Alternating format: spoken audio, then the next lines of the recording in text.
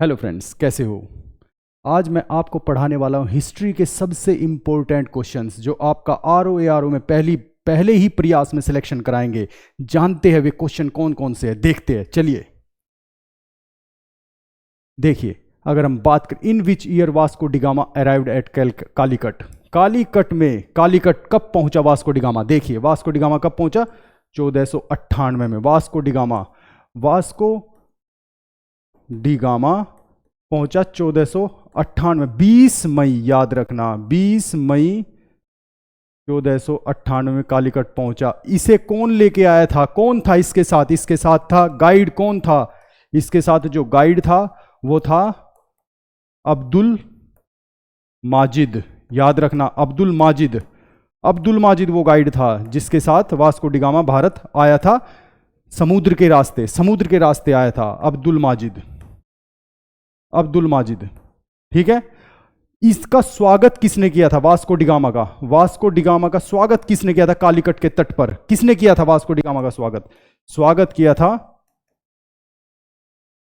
किया था कालीकट के जो राजा थे। कालीकट के राजा कौन थे उस टाइम पे? जमोरिन। इन्होंने इसका स्वागत किया था और सबसे पहले भारत को समुद्र के रास्ते इन्होंने ही खोजा था। ये पोर्तुगीज थे, ये पुर्तगाली थे। ध्यान रखना, ये पुर्तगाली थे। वास्को डिगामा एक पुर्तगाली था। ठीक है।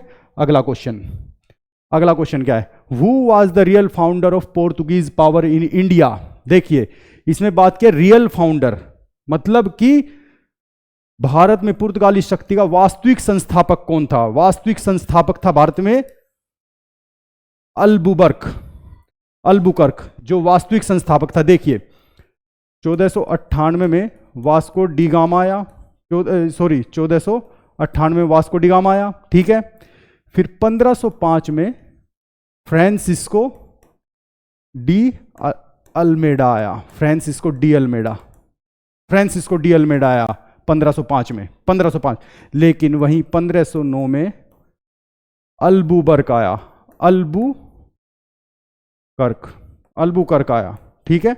अल्बुकर्क 1509 में आया। अब ये रियल फाउंडर कैसे है जबकि पहला वायसराय तो अल्मीडा था? भारत में पुर्तगालियों का पहला वायसराय तो अल्मीडा था, फर्स्ट वायसराय था। ये ध्यान रखना, फर्स्ट वायसराय अल्मीडा था। लेकिन ये अल्बुकर्क कैसे वास्तविक फाउंडर हुआ? ये कैसे हुआ? इसने 1510 में गोवा पे कब्जा किया। गोवा किसके अधीन था उस टाइम पे? गोवा था उस टाइम पे बीजापुर के जो शासक था आदिल शाह के अधीन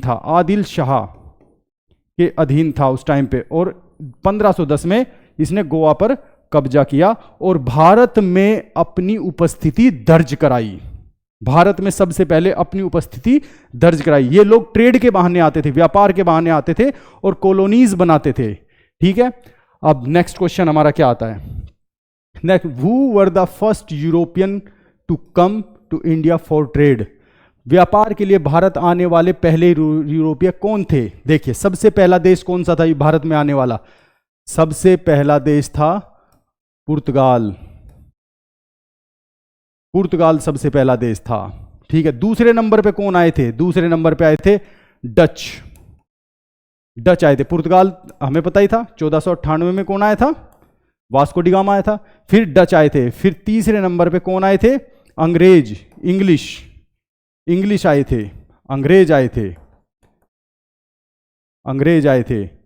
ठीक है ना। फिर चौथे पे डेनिस आए थे, जो डेनमार्क के है। डेनमार्क वाले। ठीक है ना, डेनमार्क के थे। फिर पांचवे पे आए थे फ्रेंच आए थे। फ्रेंच जो फ्रांस के है। ठीक है ना। और ये सबसे लास्ट में आए थे। कब आए थे? 1664 में। ध्यान रखना, 1664 में सबसे बाद में फ्रांसीसी आए थे। लेकिन सबसे पहले कौन आए थे? पोर्तुगीज। याद रखना, पोर्तुगीज सबसे पहले आए थे। नेक्स्ट क्वेश्चन हमारा क्या है? Which one of the following is connected with blue water policy? सबसे पहले तो हम जानेंगे ब्लू वाटर पॉलिसी है क्या। लेकिन ये क्वेश्चन क्या है कि ब्लू वाटर पॉलिसी से संबंधित कौन है? ब्लू वाटर पॉलिसी से संबंधित है? अल्मेडा। ध्यान रखना, अल्मेडा ब्लू वाटर पॉलिसी से संबंधित है। देखिए ब्लू वाटर पॉलिसी है क्या। जब वास्को डिगामा भारत आया था तो समुद्र के रास्ते आया था, तो ब्लू वाटर पॉलिसी का मतलब अल्मीडा एक पॉलिसी लेके आया था अपने साथ 1505 में, और 1509-10 तक एक पॉलिसी लेके आया था वो। उसने क्या कहा था, उसने ये कहा था कि अरेबियन सी, अरब सागर और इंडियन ओशन, हिंद महासागर, दोनों के रास्ते से व्यापार करने का पूरी तरह से अधिकार अगर किसी देश को है तो वो पुर्तगाल को है। ठीक है ना। ब्लू वाटर पॉलिसी में उसने ये कहा था। ठीक है ना, ब्लू वाटर पॉलिसी ये लेके आया था। ठीक है ना। नेक्स्ट क्वेश्चन क्या आता है हमारा, which one of the following was the emperor of India when the British east India Company was formed in London.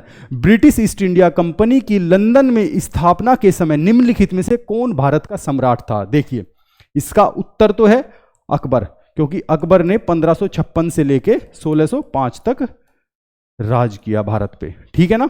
लेकिन अब हुआ क्या था, बेसिकली ये ब्रिटिश ईस्ट इंडिया कंपनी बनी कैसी थी। देखिए 1599 में 1599 में इंग्लैंड के कुछ व्यापारियों ने लंदन में एक मीटिंग की थी, जिसके प्रेसिडेंट थे लॉर्ड मेयर। प्रिसाइड किसने किया था उसे, उसकी अध्यक्षता किसने की थी, लॉर्ड मेयर। ध्यान रखना, लॉर्ड मेयर ने उसकी अध्यक्षता की थी। ठीक है, जिसकी अध्यक्षता लॉर्ड मेयर ने की थी। तो उन्होंने उस टाइम पे डिसाइड किया कि हम ईस्टर्न वर्ल्ड का मतलब है कि जितने भी ईस्ट के पूर्वी क्षेत्र के जितने भी देश है वहां पे हम अपना व्यापार बढ़ाएंगे। वे उनका कारण तो कुछ और था, व्यापार बढ़ाना तो एक बहाना था सिर्फ। वहां पे उन लोगों के पैसा धन उसे सींचना था उनका मेन कारण।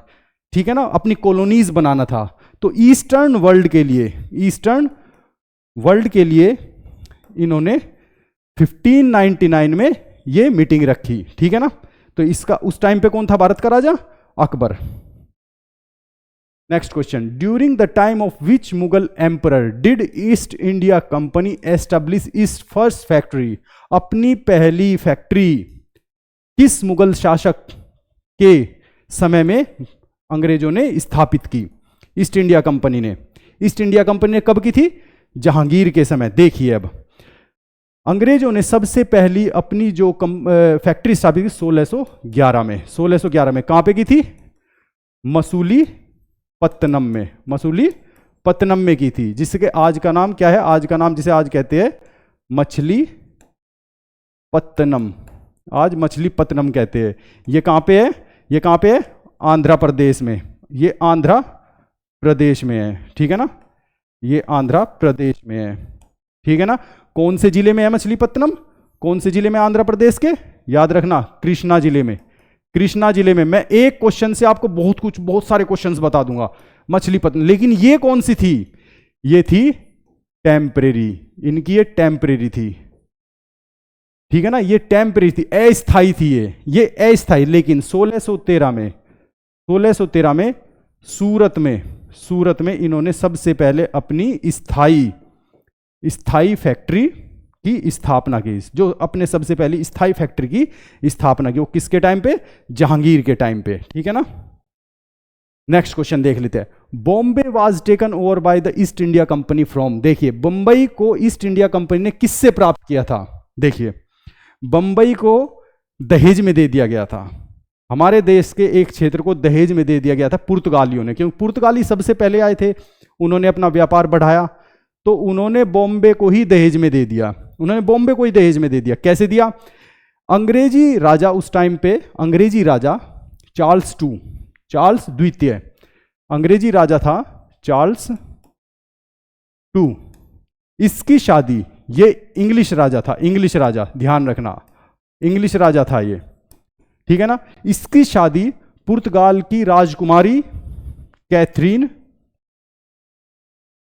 कैथरीन ब्रेगेंजा, पुर्तगाल की राजकुमारी कैथरीन ब्रेगेंजा से होती है। चार्ल्स टू की शादी कैथरीन ब्रेगेंजा से होती है। ये कहां की राजकुमारी है, पुर्तगाल की राजकुमारी है ये। ठीक है ना, ये पुर्तगाल की राजकुमारी है। इसकी शादी होती है अंग्रेजी राजा से। कब होती है, 61 में। अब भाई साहब के पास बॉम्बे आ गया, चार्ल्स टू के पास आ गया बॉम्बे। अब ये भी तो भाई साहब नंबर 1 है, अंग्रेज तो अंग्रेज थे, इनका मेन मकसद तो कुछ और ही था, सभी देशों पे राज करना, उन्हें अपनी कॉलोनी बनाना, उन्हें अपने अधीन लेके आना। तो इन्होंने इसके बहाने एक ट्रेडिंग कंपनी बनाई जिसका नाम था ईस्ट इंडिया कंपनी, जिसका नाम था ईस्ट इंडिया कंपनी। तो इन भाई साहब ने क्या किया, चार्ल्स टू ने क्या किया, 10 पाउंड पर एनम के हिसाब से, मतलब कि हर साल 10 पाउंड के हिसाब से रेंट पर, किराए पर, रेंट पर बॉम्बे दे दिया ईस्ट इंडिया कंपनी को। इन्होंने ईस्ट इंडिया कंपनी को 10 पाउंड पर साल के हिसाब से, सालाना के हिसाब से ईस्ट इंडिया कंपनी को बॉम्बे ही किराए पर दे दिया। ठीक है ना। नेक्स्ट क्वेश्चन देखते हैं। Carnatic war was fought between, देखिए कर्नाटक वार किस किस के बीच में हुआ, मैं आपको बता देता हूं। ये अंग्रेजों और फ्रांसीसियों के बीच में हुआ था, लेकिन इसके 3 युद्ध हुए थे, 3 कर्नाटक युद्ध हुए थे, 3 कर्नाटक युद्ध हुए थे, ध्यान रखना 3 कर्नाटक युद्ध हुए थे। कौन कौन से, पहला कौन सा था, पहला हुआ था 1746 से लेके 1748 तक। ये बहुत फेमस युद्ध है, ये सेंट थॉम के नाम से भी जाना जाता है, सेंट थॉम के नाम से भी इस युद्ध को जाना जाता है। दूसरा युद्ध कब हुआ था, दूसरा युद्ध हुआ था 1749 से लेके 1753 तक। ठीक है। तीसरा युद्ध जो सबसे इंपॉर्टेंट युद्ध था, जिसमें फ्रेंच पूरी तरह वॉश आउट हो गए थे, पूरी तरह वॉश आउट हो गए थे फ्रेंच उस युद्ध में, 1758 से लेके 1763 तक। ये युद्ध 1760 में यहां एक युद्ध जिसे जाना जाता है वांडी वाश के नाम से, वांडी वाश के नाम से। ठीक है ना। यहां पे पूरी तरह फिनिश हो जाते हैं अब फ्रेंच, अब अंग्रेजों का पूरी तरह से आधिपत्य जम जाता है भारत पर। ठीक है ना। ये ध्यान रखना है, 3 युद्ध होते हैं। ठीक है ना। 1746 से 48 तक, 49 से 53 तक, 58 से 63 तक। वांडी वाश का युद्ध ये बहुत फेमस है, याद रखना 1760 में हुआ था, ये इसी टाइम पे हुआ था। तीसरा कर्नाटक युद्ध था ये। Next question. French East India Company, फ्रांसीसी East India Company was established during the reign of, देखिए फ्रांस ईस्ट इंडिया कंपनी की स्थापना किसके शासनकाल के दौरान हुई, ये हुई थी लुई 14 के। देखिए अब लुई 14 के शासनकाल में हुई थी, जब लुई 14 जो था राजा था फ्रांस का, इसका फाइनेंस मिनिस्टर था, इसका जो फाइनेंस मिनिस्टर था, क्वेश्चन आता है बता रहा हूं, एक क्वेश्चन से बहुत सारे क्वेश्चन बन रहे हैं। इसका फाइनेंस मिनिस्टर था कोलबर्ट इसका फाइनेंस मिनिस्टर था, ध्यान रखना कोलबर्ट इसका फाइनेंस मिनिस्टर था। तो इसने जिम्मेदारी दी थी इस कंपनी की स्थापना करने की। तो इस कंपनी की स्थापना इसने की, कब की थी, इस कंपनी की स्थापना की थी 1664 में। किसने की थी, कोलबर्ट ने 1664 में की थी। और भारत में सबसे पहली अपनी जो फैक्ट्री बनाई थी इन्होंने 1668 में सूरत में बनाई थी। कोलबर्ट को ही भारत में कोलबर्ट को ही माना जाता है कि फ्रांस का जो दबदबा बनाया था भारत के अंदर, वो कोलबर्ट को ही, रियल फाउंडर कोलबर्ट ही माना जाता है। ठीक है ना। लेकिन राजा कौन था उस टाइम पे, ध्यान रखना लुई 14 राजा था। ठीक है ना। नेक्स्ट क्वेश्चन देखते हैं। भारत में ईस्ट इंडिया कंपनी की सफलता का कारण, the secret of success of east India company in India. देखिए पहला ऑप्शन क्या है हमारा, भारतीयों में राष्ट्रवाद का अभाव। बिल्कुल करेक्ट। उस टाइम पे भारतीयों में राष्ट्रवाद का अभाव था, क्योंकि जगह जगह सबके अपने अपने एम्पायर थे, अपने अपने क्षेत्र थे, सभी बटा हुआ था भारत उस टाइम पे।